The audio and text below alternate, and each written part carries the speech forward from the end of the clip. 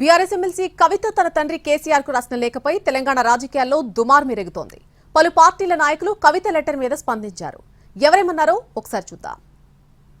ఆమె దగ్గరనే వాళ్ళ పార్టీలోనే వాళ్ళ అన్నదమ్ముల మధ్యనో లేకపోతే వాళ్ళ పార్టీలోనే పెట్టుకోమను కవిత చెప్పు మాకు అవసరం లేదు. ఈరోజు ఆమె గురించి మాట్లాడాల్సినటువంటి అవసరం కూడా మాకు లేదు. ఎందుకంటే ఆమె ఏ రోజైతే జైలుకి వెళ్ళిందో ఆ రోజే ఆమె గురించి తెలంగాణ ప్రజలు మలిసిపోయారు. తెలంగాణ ప్రజలు ఆమె పట్ల చాలా స్పష్టంగా ఉన్నారు. ఈ రాష్ట్రంలో ఉనికి లేని బీజేపీని మీరు ఇండైరెక్ట్ గా మీరు కొట్లాడుకొని పంచాయతీలతోటి మీరు రోడ్ల మీదకి వచ్చి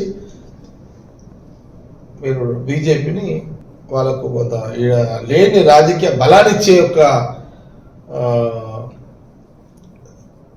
పరిస్థితులు ఈ లేఖలు ఈ లీకులు ఎవరి ఏ ఆలోచన చెప్పే అవకాశం ఉంది. కానీ దాన్ని బహిరంగ లేఖ ద్వారా కాకుండా పర్సనల్గా చెప్తే బాగుండదు. మా కేటీఆర్ చెప్పారు కాబట్టి కేటీఆర్ వ్యాఖ్యలతో ఏకీభవిస్తున్నాం. డెఫినెట్గా అంతిమంగా మా లీడర్ కేసీఆర్ గారు కేసీఆర్ గారి బాటలో మేము నడుస్తాం. కేసీఆర్ గారు ఏ ఆదేశం ఇస్తే ఆ ఆదేశాన్ని ఫాలో చేసే మేమందరం కార్యకర్తలు 99.9% కేసీఆర్ గారు ఆదేశాలు పాటించే వ్యక్తులు మాకుంటారు. సో కవిత లెటర్ గురించి నిన్ననే కేటీఆర్ గారు క్లియర్ చెప్పడం జరిగింది. సో ఆ కేటీఆర్ గారి వ్యాఖ్యలతో మేము అందరం ఎక్కివస్తాం. వారి కోటరి వారు దేవుడే కానీ వారి చుట్టూ దెయ్యాలు చేరారని మరి వ్యాఖ్యలు చూస్తూ ఉంటే కేసీఆర్ నాయకత్వాన్ని ఒప్పుకుంటాను, కేసీఆర్ నాయకత్వం కింద పనిచేస్తాం అంటూనే పరోక్షంగా ఇవాళ కేసీఆర్ ప్రతిపాదిస్తున్నట్టు కేటీఆర్ను సవాల్ చేస్తున్నట్టుగానే ఇవాళ కవిత గారి లేఖాస్త్రం. కేసీఆర్ దేవుడు అయినప్పుడు ఆ దయ్యాలు ఎవరో కవిత గారు చెప్పాల్సిన అవసరం లేదు. ఆధిపత్యాన్ని సవాల్ చేయడమే మరి ఈ లేఖాస్త్రం అని చెప్పి. ఎర్రవల్లి ఫామ్ హౌస్ లో కేసీఆర్ తో కేటీఆర్ ఈ రోజు భేటీ అయ్యారు. గంటన్నర పాటు ఇద్దరు చర్చించుకున్నారు. ఎమ్మెల్సీ కవిత అంశాన్ని బయట మాట్లాడొద్దని కేసీఆర్ ఆదేశించినట్టుగా సమాచారం. రాష్ట్ర అవతరణ దినోత్సవం సందర్భంగా జూన్ 2వ తేదీన నిర్వహించబోయే కార్యక్రమాలపై కూడా ఇద్దరు చర్చించినట్టుగా తెలుస్తోంది. కాళేశ్వరం నోటీసులపై కూడా కేసీఆర్ కేటీఆర్ల మధ్య డిస్కషన్ జరిగినట్టుగా చెబుతున్నారు.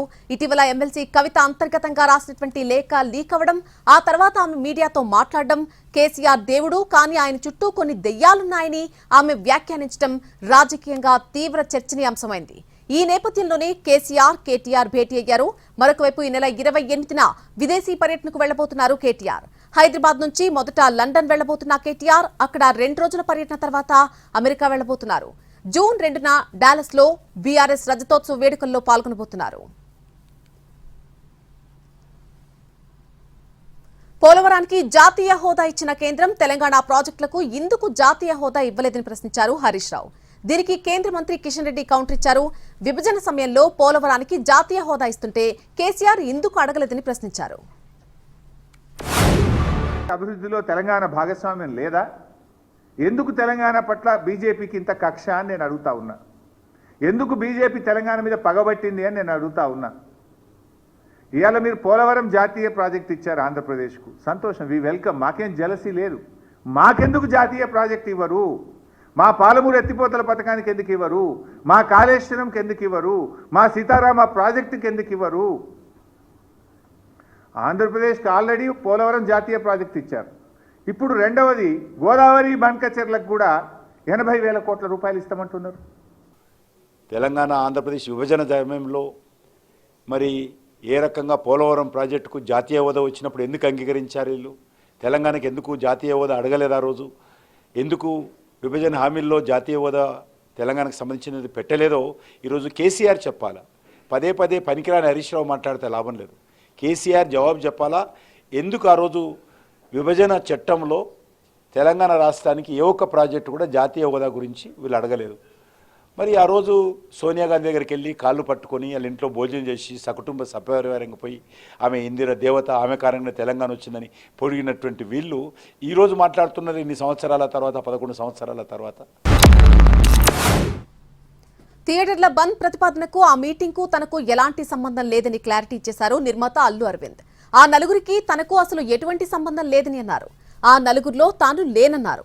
ఆ వ్యాపారం నుంచి బయటకు వచ్చేసానని చెప్పారు. పైగా తెలంగాణలో గీతా ఆర్ట్స్ కి ఒక్క థియేటర్ కూడా లేదని అన్నారు.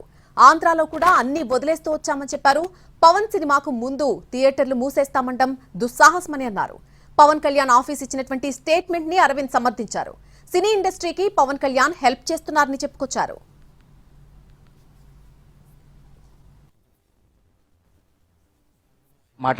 ఒక సామరస్యమైన ఒక కంక్లూషన్ రాకపోతే చేయాల్సింది మేము మూసేస్తున్నాము. ఏమంటే పవన్ కళ్యాణ్ సినిమా రిలీజ్గా రాబోతుండగా మేము సినిమాలు మూస్తాము అనేది దుస్సాహసం చేయకూడదు. ఆ దుస్సాహసానికి మీరు ముందడుగు వేయకూడదు. అది పెద్దలు కానివ్వండి, చిన్నలు కానివ్వండి చెప్తున్నాను. ఎందుకంటే మన ఇండస్ట్రీ నుంచి ఎవరు ఏది అడిగినా హెల్ప్ చేస్తున్న మనిషి ఆయన. ఒక సామరస్యమైన వల్లభనేని వంశీని వంగవీటి మోహన్ రంగాతో పోల్చడంపై మాజీ మంత్రి పేర్ని నానికి టీడీపీ నేత బుద్దా వెంకన్న కౌంటర్ ఇచ్చారు. వంగవీటి పేదల కోసం పనిచేస్తే వంశీ పేదల దగ్గర డబ్బులు వసూలు చేశారని మండిపడ్డారు. నాడు ఎన్టీ రామారావు పతనానికి వంగవీటి రంగా గారి మరణం కారణమైతే ఖచ్చితంగా వంశీకి ఏమన్నా అవనండి మీ కుట్రల వల్ల వంశీ మరణమే మీ ప్రభుత్వాన్ని బలికి పోతుంది, మీ బలి తీసుకుంటుందని కూడా మీకు హెచ్చరిక జారీ చేస్తూ, ఎంత దౌర్భాగ్యులంటే వీళ్ళు ఒకరిని మాజీ మంత్రిని ఒకరిని అరెస్ట్ చేసి తీసుకొస్తే ఒక నేరం మీద ఆయనకి ఏముందో తెలియదు. మనకి అతనికి ఫైల్స్ ఉంది వెంటనే వచ్చేయాలి, మాకు ప్రాణం పోతుంది. ఫైల్స్కి ప్రాణం పోతాం ఏంటి? లబలబలు ఆడిపోయారు రాష్ట్రంలో ఉన్నటువంటి చంద్రబాబు దగ్గర నుంచి మొత్తం అంతా కూడా. వీళ్ళ దిక్కుమాలిన బతుక్కి ఈ ప్రభుత్వానికి ఓఆర్ఎస్ ప్యాకెట్ కూడా ఇక్కడ లేదనమాట. కనీసం వాడు సప్లై చేయాలి కదా ఎదవా, ఓఆర్ఎస్ ప్యాకెట్ కొనుక్కోమని చెప్తాడు. ఇంత దిక్కుమాలినటువంటి దిగజార్చి ఈ హాస్పిటల్లో వైద్యం చేస్తున్న పరిస్థితి. ఈ స్వాతంత్ర సమరయోధుడు వంశీని వంగవీటి మోహన్ రంగా గారితో పోల్చాడు. వంగవీటి మోహన్ రంగా గారు ఎక్కడ, వల్లభనేని వంశీ ఎక్కడ? వంగవీటి మోహన్ రంగా గారు పేదల ఇళ్ల పట్టాల కోసం నిరాహార దీక్ష చేసి ఆ నిరాహార దీక్షలో చనిపోయినటువంటి వ్యక్తి. ఈ వల్లభనేని వంశీ పేదలకి ఇల్లు పట్టాలు ఇప్పిస్తానని ప్రతి ఒక్క పేదవాడి దగ్గర డబ్బులు కొట్టేసినటువంటి వ్యక్తి. పోలీస్ స్టేషన్లో ఉమ్మేస్తే వాంతి చేసుకున్నట్ట ప్రభుత్వ ఆసుపత్రి సూపరింటెండెంట్ని వాళ్ళ అధికారుల్ని విమర్శిస్తావా నువ్వు? బేషరత్తుగా వాళ్ళకు కూడా క్షమాపణ చెప్పు. వాడేంటి నీ కింద ఏమైనా జీతకాళ్ళ? మాచర్లలో జరిగిన హత్యలపై టీడీపీ, వైసీపీ నేతలు ఒకరిపై ఒకరు విమర్శలు చేసుకుంటున్నారు. ఈ హత్యల వెనుక మాచర్ల మాజీ ఎమ్మెల్యే పిన్నెల్లి రామకృష్ణారెడ్డి, ఆయన సోదరుడు ఉన్నారని ఎమ్మెల్యే జూలకంటి బ్రహ్మారెడ్డి చెప్పారు. అయితే నిజానిజాలు తెలుసుకోకుండా ఎలా ఎఫ్ఐఆర్ చేస్తారంటూ మాజీ మంత్రి అంబటి రాంబాబు ప్రశ్నించారు. ఇందులో పిన్నెల్లి రామకృష్ణారెడ్డి చిలక పలుకులు పలుకుతున్నాడు. ఈరోజు నేను చెప్తా ఉన్నాను, వైసీపీ నాయకులు ఎంతమంది ఉన్నారో ఈ హత్యాకాండలో త్వరలోనే తేలుస్తాము, మీ నోరు కూడా మూయిస్తామని చెప్పి ఈ సందర్భంగా చెప్తాం.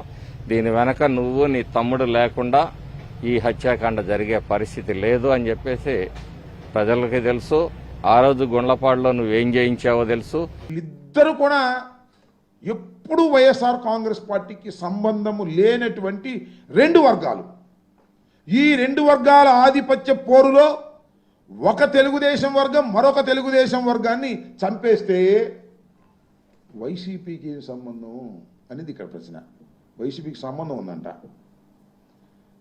ఈ హత్యకు కారణం మా పిల్లల రామకృష్ణారెడ్డి, పిన్నెల వెంకటరామరెడ్డి, వీళ్ళిద్దరూ కారణమట. ఎఫ్ఐఆర్ పెట్టేశారు, రిజిస్టర్ చేసేశారు. ఏంటిది? రాజకీయ కక్ష కాదా అని అడుగుతా ఉన్నా. ఇది ధర్మమా అని అడుగుతా ఉన్నా. ఇటీవలే వైసీపీకి రాజీనామా చేసిన విజయసాయిరెడ్డి పార్టీకి తీరని ద్రోహం చేశారని జగన్ పార్టీ చెప్పుకొస్తోంది. ఈ క్రమంలో ఆయన టీడీపీ అధినేత చంద్రబాబుకు అమ్ముడుపోయారని వైసీపీ అధినేత జగన్ అన్నారు. దీనికి సంబంధించినటువంటి వైసీపీ ఇప్పుడు ఒక వీడియోను ఎక్స్లో పోస్ట్ చేసింది. అందులో గతంలో మద్యం కుంభకోణంపై సిఐడి విచారణకు కొన్ని గంటల ముందు విజయసాయిరెడ్డి రహస్య సమావేశమయ్యారని వైసీపీ తెలిపింది. ఆయన తాడేపల్లి పార్క్ విల్లాలోని విల్లా నెంబర్ 27కు సాయంత్రం 5:49 వెళ్లారని, అక్కడ ఆయన 45 నిమిషాల పాటు ఉన్నారని వెల్లడించింది. విజయసాయిరెడ్డి విల్లాలోకి వెళ్లిన 13 నిమిషాలకు అక్కడికి చంద్రబాబు నమ్మిన బంటూ టీడీ జనార్దన్ వచ్చారని ఫ్యాన్ పార్టీ తెలుపుతోంది. సిరాజ్ సమీర్ల విచారణలో సంచలన విషయాలు వెలుగులోకి వస్తున్నాయి. పేలుళ్ల కోసం 5 చోట్ల రెక్కి నిర్వహించినట్టుగా తెలుస్తోంది. విజయనగరం పేలుళ్ల కుట్ర కేసులో నిందితులుగా ఉన్నారు సిరాజ్ అండ్ సమీర్. ఇక ఇవాళ ఇద్దరు నిందితుల వాంగ్మూలాన్ని నమోదు చేశారు ఎన్ఐఏ అధికారులు. మూడో రోజు విచారణలో కూడా పలు కీలక అంశాలు వెలుగులోకి వచ్చాయి. పేలుళ్ల కోసం సిరాజ్, సమీర్ హైదరాబాద్, విజయనగరం, ఢిల్లీ, బెంగళూరు, ముంబైలో రెక్కి నిర్వహించినట్టుగా తేలింది. ఏపీఎస్సీ అక్రమాల కేసులో పీఎస్ఆర్ మధుసూదన్ల తొలి రోజు కస్టడీ ముగిసింది. 2 రోజుల పాటు ఇద్దరు నిందితులను విచారించేందుకు న్యాయస్థానం అనుమతించింది. దీంతో ఇవాళ ఉదయం 8 గంటల నుంచి సాయంత్రం 5 గంటల వరకు విచారించారు పోలీసులు. సీమాంతర ఉగ్రవాదానికి ఊతమిస్తున్న పాకిస్తాన్ తీరుని భారత్ అంతర్జాతీయ వేదికపై ఎండగడుతోంది. పలు దేశాలకు వెళ్లినటువంటి ఎంపీల బృందం విదేశీ ప్రతినిధులతో భేటీ అవుతోంది. ఇందులో భాగంగా ఎంపీ సుప్రియా సూలే టీం ఖతార్లో పర్యటిస్తోంది. ఆ దేశ డిప్యూటీ స్పీకర్ను గరా కౌన్సిల్ మెంబర్లతో సమావేశమయ్యారు. పెహల్గాం దాడి అనంతరం జరిగినటువంటి పరిణామాలను వారితో షేర్ చేసుకున్నారు. నైరుతి రుతుపవనాలు దేశంలోని పలు ప్రాంతాలకు విస్తరించాయి. పశ్చిమ మధ్య, తూర్పు మధ్య అరేబియా సముద్రంతో పాటు కొన్ని ప్రాంతాలకు, కర్ణాటకలోని కొన్ని ఏరియాలకు, గోవా అంతటా, అలాగే మహారాష్ట్రలోని కొన్ని ప్రాంతాలు, పశ్చిమ మధ్య, ఉత్తర బంగాళాఖాతంలోని మరికొన్ని ప్రాంతాలు, మిజోరంలోని కొన్ని ప్రాంతాలు, మణిపూర్, నాగాలాండ్లోని కొన్ని ప్రాంతాలకు నైరుతి రుతుపవనాలు విస్తరించాయని హైదరాబాద్ వాతావరణ కేంద్రం వెల్లడించింది. భూపాలపల్లి జిల్లా కాళేశ్వరంలో సరస్వతి పుష్కరాలు ఘనంగా జరుగుతున్నాయి. రేపటితో పుష్కరాలు ముగుస్తూ ఉండడం, ఇవాళ ఆదివారం కావడంతో త్రివేణి సంగమానికి భారీగా భక్తులు పోటెత్తారు. వేకువజాము నుంచి తెలంగాణ, ఏపీ, మహారాష్ట్ర, ఛత్తీస్గఢ్ రాష్ట్రాల నుంచి లక్షలాది మందిగా భక్తులు తరలివస్తున్నారు.